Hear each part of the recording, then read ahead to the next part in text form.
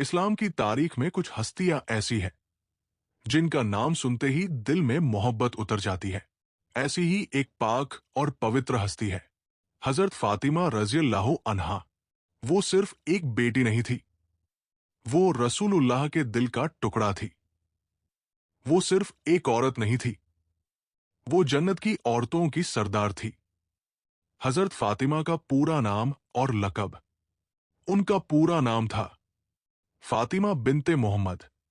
ان کے مشہور لقب اپادھیا، سیدہ فاطمہ زہرا، ام ابیہا، اپنے والد کی ماں جیسی، البتول، بہت پاک اور شرمیلی، جنت کی عورتوں کی سردار۔ حضرت فاطمہ کا جنم کب اور کہاں ہوا؟ حضرت فاطمہ رضی اللہ عنہا کا جنم لگ بھگ 605 عیسوی یا نبی کی نبوت سے قریب 5 سال پہلے مکہ مکرمہ میں کعبہ شریف کے پاس، اسی پاک سرزمین پر جہاں آج کروڑوں مسلمان حج کرتے ہیں۔ وہ سرزمین کیسی تھی؟ مکہ اس وقت بت پرستی کا گڑھ تھا، ظلم اور ظلم کی راجدھانی تھی۔ بیٹیوں کو زندہ دفن کیا جاتا تھا، عورتوں کو حق نہیں ملتا تھا، لیکن اسی اندھیرے میں اللہ نے ایک نور پیدا کیا۔ فاطمہ زہرا رضی اللہ عنہا، حضرت فاطمہ کے والد اور والدہ۔ والد حضرت محمد رسول اللہ، دنیا کے سب سے بڑے رحمت والے انسان۔ والدہ حضرت خدیجہ رضی اللہ عنہا، اسلام کی پہلی مسلمان اور سب سے بڑی سہارا۔ بچپن جب فاطمہ نے نبی کا سہارا بنا۔ جب حضرت فاطمہ چھوٹی تھی تبھی ان کے والد پر اسلام کا پیغام نازل ہوا، اور جیسے ہی نبی نے اللہ کا دین پھیلانا شروع کیا، مکہ کے کافروں نے ظلم شروع کر دیا۔ وہ دردناک منظر، ایک بار نبی کعبہ شریف میں نماز پڑھ رہے تھے، کافروں نے اونٹ کی گندی اوجڑی اٹھا کر نبی کی پیٹھ پر ڈال دی۔ پورا مکہ ہنس رہا تھا، کوئی مدد کرنے والا نہیں تھا۔ تبھی چھوٹی سی بچی دوڑ کر آئی، حضرت فاطمہ رضی اللہ عنہا۔ انہوں نے اپنے ننھے ہاتھوں سے نبی کی پیٹھ سے گندگی ہٹائی اور روتے ہوئے بولی، ابا جان، آپ پر کوئی ظلم نہ کرے۔ اس دن سے نبی انہیں کہتے تھے ام ابیہا، میرے لیے ماں جیسی۔ شاب ابی طالب، بھوک مری اور درد کا دور، جب قریش نے مسلمانوں کا بہشکار کر دیا، نبی اور ان کے پریوار کو کھانے کو نہیں ملتا تھا، پتے کھا کر گزارا کرنا پڑتا تھا۔ چھوٹی فاطمہ کھسے روتی تھی، لیکن کبھی شکایت نہیں کرتی تھی۔ ماں کی وفات اور فاطمہ کا درد۔ جب حضرت خدیجہ رضی اللہ عنہا کی وفات ہوئی، فاطمہ بہت چھوٹی تھی۔ ان کی ماں، ان کا سہارا، ان کا سب کچھ چلی گئی۔ اس دن فاطمہ نے اپنی ماں کھو دی اور نبی نے اپنی سب سے بڑی مددگار کھو دی۔ اب فاطمہ ہی نبی کی سیوا کرتی تھی، کھانا بناتی، کپڑے دھوتی اور اپنے والد کا خیال رکھتی۔ طائف کا دردناک واقعہ۔ جب نبی طائف گئے اور وہاں لوگوں نے پتھر مارے، نبی خون سے لت پت لوٹے۔ فاطمہ نے اپنے آنچل سے خون پوچھا اور روتے ہوئے کہا، ابا جان، لوگ اتنے ظالم کیوں ہیں؟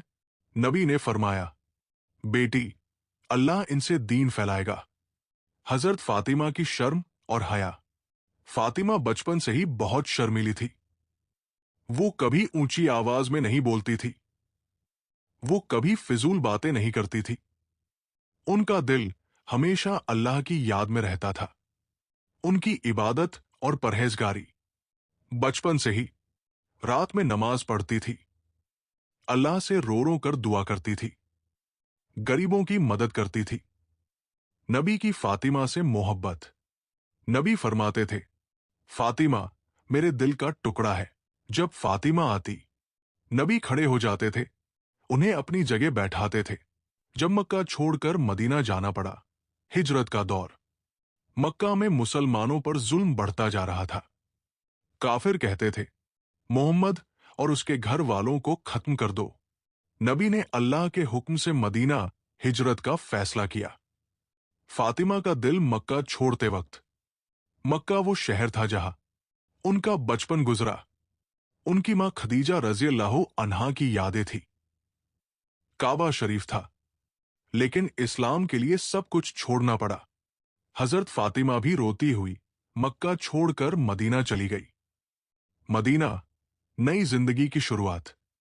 जब मुसलमान मदीना पहुंचे तो वहां के लोगों ने उन्हें खुले दिल से अपनाया। मदीना में मस्जिद नबवी बनी, इस्लामिक समाज की नींव रखी गई, भाईचारा कायम हुआ। फातिमा की सादगी। फातिमा बहुत सादा जिंदगी जीती थी।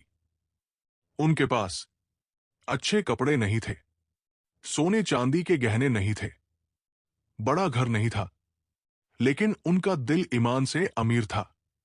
निकाह का ऐतिहासिक वाकया, हजरत अली से शादी।